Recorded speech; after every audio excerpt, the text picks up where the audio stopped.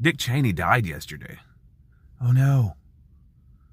Anyway, the governor races in Virginia and New Jersey, as well as the mayoral race in New York City, are shaping up to be a forecast of what the midterms next year might look like. And you might be saying to yourself, forecast? Yeah, right. That's just some governors and a mayor. Hey, tell that to Trump, who said a vote for Democrats is a death wish. Seems a little bit antsy. Also, and I'm just throwing that out there, it seems a little bit of a weird thing to say for someone who's willing to let people starve and go without health care to advance this shitty agenda. Just saying. Trump also continues to call Mamdani, who is the front runner to win the New York City mayoral race, a communist, because that's a scary word. And he's threatened to punish the city if they elect the so-called communist, which he isn't. Mamdani is not a communist. He's a democratic socialist. The people that are calling him a communist are the ones that are going to be progressively taxed and end up with 2 vacation homes instead of 3.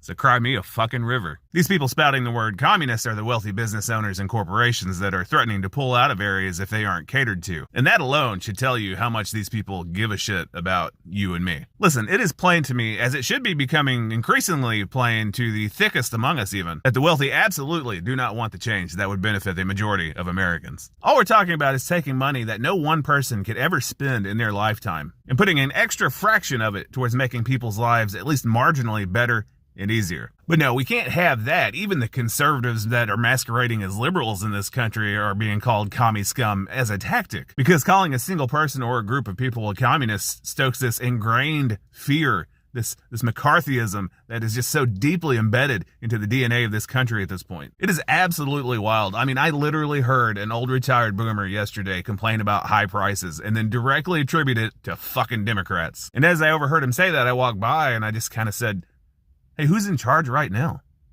And it was just fucking crickets.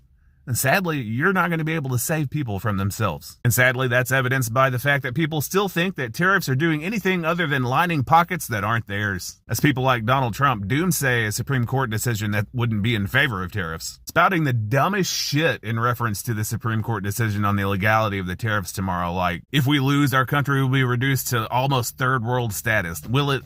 Will it, Don? If that is all it takes to reduce our country to third world status, we've got a lot more fucking problems than the Supreme Court telling you no. What was I talking about? Oh yeah, Dick Cheney died. How sad. Anyway, it's day 287 in a series in which I asked myself, do I have to go to work today? The answer is yes. I don't care. Here we go. Do you have to go to work today? Sure do. We'll see how these political races turn out tomorrow, and I guess we'll also see what the Supreme Court has to say. Anyway, just gonna go back to the grind. See you tomorrow.